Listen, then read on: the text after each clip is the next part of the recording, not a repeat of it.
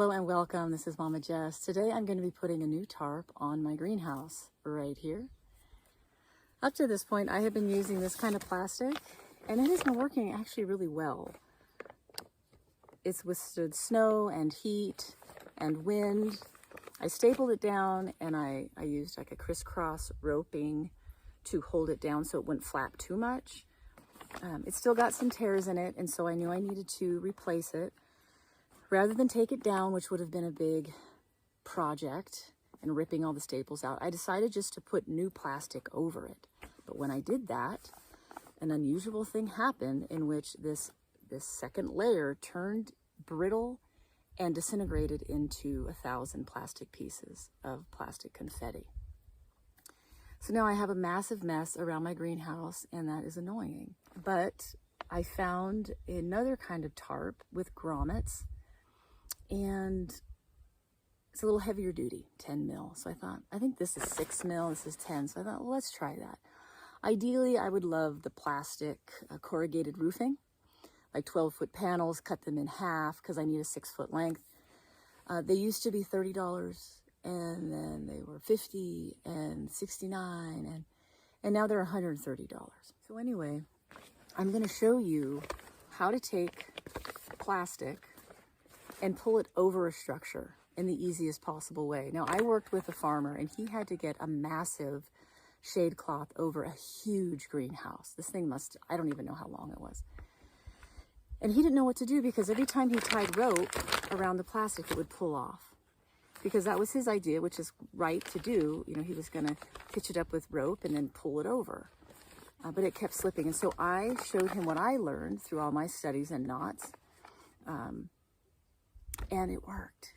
And so I'm going to show you how to do it today. And even if your plastic tarp has grommets, I do not recommend using those only, like tying a rope at the end and trying to pull it over, because they're poorly made. They rip out easily. And so I would say this is the ideal way to do it to preserve the integrity of your tarp. So let me show you what I do. All right, this is my knots and how to tie them, Boy Scout book, 1942 publication. And this is the miller's knot right here.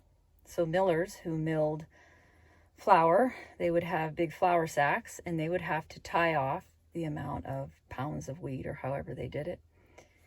And so I'm going to show you how to first do the miller's knot on an actual sack of wheat berries. These are real wheat berries. I just sprouted these, okay, because I want to give you an idea of how people used to do things. They used to have sacks of flour and salt and sugar, just like this, right? It's much easier to do this knot actually on a big sack that allows your palm to be open like this.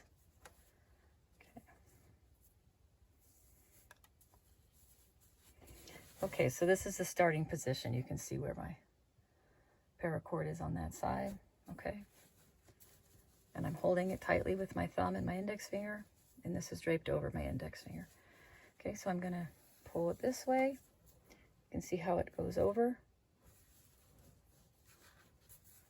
Do it again. Goes over. I'm gonna do one more time. And because I've created this loop with my index finger, it's very easy just to grab and pull that, just like that, okay? And snug it up, all right?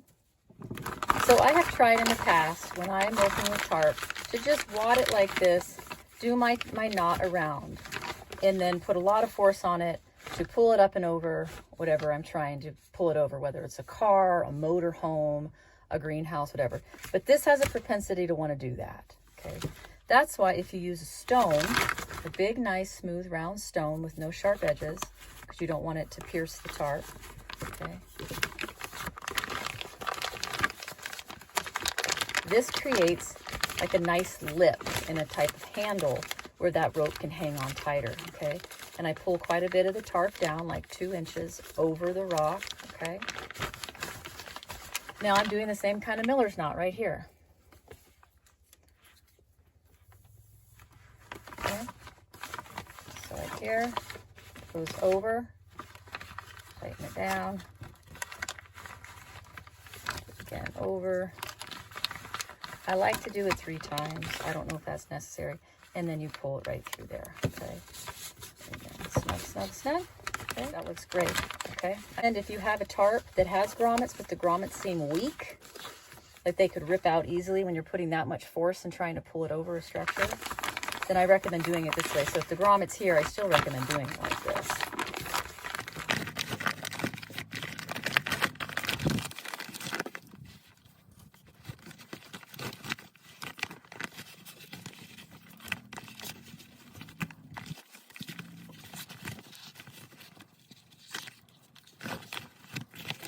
Because I'm so impressed with this grommet reinforcement here, I'm just going to do a regular old knot, okay? I'm just going to do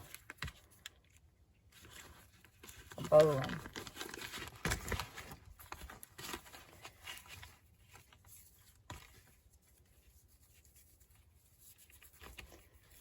Okay, so let's get to pulling this up on the roof. Okay, here we go. There's nothing like graceful about this, okay? It's just clunky and difficult at best.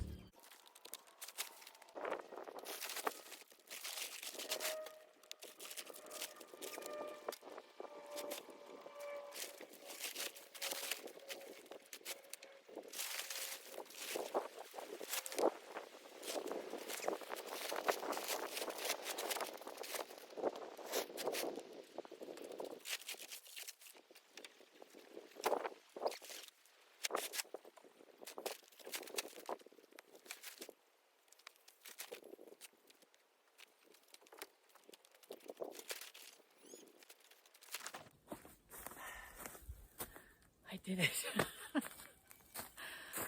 What I have on the other side, I either was wrapping it, wrapping the rope around the rafter, or I had little nails that were driven in, and so I would wrap it real quick just to make it stay. But I will say that if the bigger the rock is, the more likelihood that it could get stuck on something.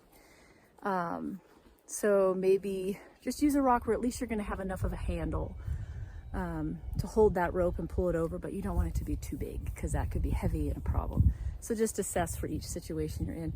But I'm pleased that this grommet had that reinforcement, and so it worked good, actually. Worked well. So I might just, if I have to do this again, I won't even have to do the stone. But it's still a really handy trick.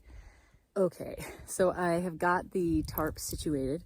I'm going to secure the four corners with a washer and a hex head. Like this is for corrugated roofing or other, kind of roofing stuff. And because this is too big, I have this other little washer on this one, okay? And so I'll be able to put that in right like that. And I will screw in the four corners, and that will hold it until I get my rope up.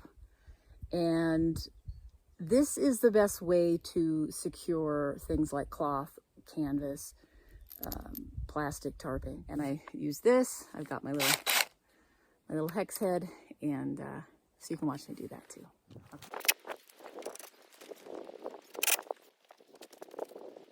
So because it's like 100 degrees out right now and I have to milk the cow soon, I am going to finish tomorrow. Either the tarp is not perfectly rectangular, or the person who built this thing does not have, like, it's just not right. It's just not right angles. Or something's going on. I don't know. But for all you sons and daughters out there, I want you to understand how hard everything is. But it is so satisfying when you actually succeed. I don't want you to ever give up. But you have to know it's going to be so much harder than you ever could have imagined. It's hot and sweaty, difficult. It's hard to get ladders to work properly, and the screws fall into the ground and you lose them. And just there's so many things that go wrong. And I really want you to understand that, because I feel like what you're seeing through all this imagery is totally not real at all. Everything looks super easy and rad and edited, and it's like, golly, it's frustrating to no end what it's really like. So at least you can see Mama Jess fumbling through things so you can feel better about fumbling through stuff yourself. It's the only way to learn. And it sure would be nice to have an extra pair of hands. So I need you all to get skilled out there so you can help Mama Jess. All right, I will finish this up tomorrow. Last thing I'm gonna do is put a rope over it. If you do it like in a crisscross kind of fashion, it holds the tarp down nicely and you don't have to put 1,000 staples in it. I might put more washers and hex heads on the sides, but I'm gonna see if it holds without staples. Staples, I would say, I mean, they're tearing the plastic first thing, and that's not always the best, because especially if there's wind, it's gonna rip, rip, rip, and it's gonna create holes all over the place that can get water in. The other thing you can do is you can get a piece of wood. This, okay, like that, and screw it in, boom, boom, boom, boom. And that is a much better way to do it than just put a bunch of little random just single screws on the plastic, because there is wind, there's movement, and it's easy for that to start pulling on the screws, and then the plastic will pop out from around the screw, and then you're going to pull the screw out and screw it in the plastic again, and it's the same thing is going to happen. So it's best to have those pieces of wood that can secure, and you could do that actually all around the entire greenhouse. I've seen people who they had no actual windows. All they did was they wrapped the whole thing in plastic, and they used wood on every single stud, every rafter, every piece of wood everywhere, and it worked well. So that's, I think, the ideal way to do it, rather than put 1,000 staples and screws that can pop out. Anyway, I'm just going to show you how I am situating this rope, how I do this. So this rope is approximately 50 feet, and this is the center line right here. Okay, I put tape on it. And now I'm going to secure it right here. This is the center line mark of this length of the greenhouse. And so I'm going to use this staple, and I'm going to go just like so.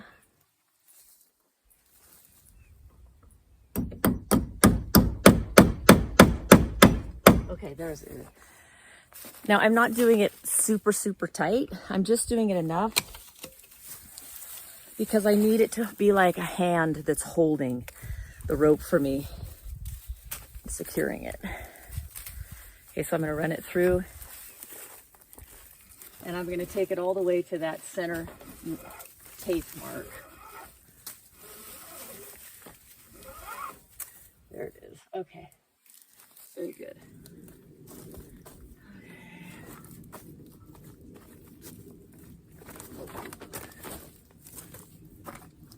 Okay, I got that side.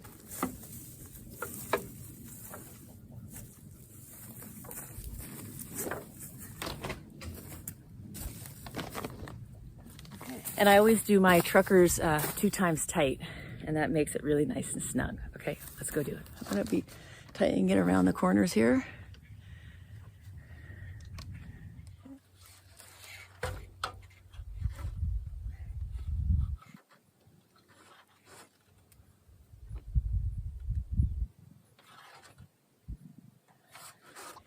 Okay, now I'm going to do my trucker's knot.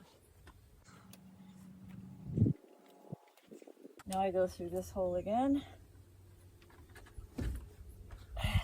Well, it's holding. That's so rad. I love it. It's my favorite thing in the world.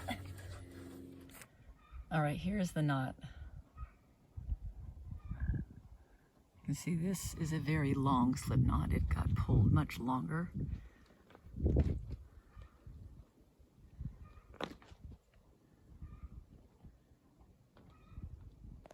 And I created a slip knot here. I will create a video where you can see how I do this, but this knot you have to know. I figured out a way to show you when you do something where you're trying to wrap a rope around something and cinch it, rather than like this way over a car. It's the full wraparound that I figured out, so I'll show you how to do that. So anyway, I tied it down, and I did want to show you kind of how I secured the grommets in. Okay, I was gonna do it right here, but this wood is so old that it kept pulling out. I would have needed a longer screw. Okay, and so I am going to now go around with my washers and my hex heads. And I'm going to see where I can use the grommet. See, I can put one right here, which I will, because I got backing. One right there, I got backing, so I'll do 1 and 2 and let that flop, that's fine. And again, I did one right here, okay? But I'm gonna watch it for a while and see if it holds with the winds. If it is too, like if it does this too high, I might try to figure out where I can secure it down. I might secure it in a spot even where there isn't a grommet. I'll just do the same thing. I might put a piece of duct tape over it and then do my washer and my hex head. That's just more reinforcement to keep it from tearing. One more thing I forgot to say. Sometimes it's helpful to take a long poled tool, like so, like a long handled tool like this, and be punching it underneath the tarp and you kind of lift and pull and lift and move, and it gives you a set of hands in the center of the tarp, which is really helpful. So if you're by yourself, or if you have a second person who can come in and kind of punch that up and push it over for you, it takes the slack off, it takes all the pressure and it might be hanging up on the rafters or the wood somewhere, and so it's nice to lift it and move it, lift and move. So I showed you a whole bunch of cool little tricks. I hope that helps you know how to secure a tarp, or even just rough plastic on a structure, or anything you're trying to cover up, at least temporarily, until you can make big money and buy the corrugated roofing. All right, get sane, get smart, get skills, and I'll see you next time. Bye-bye.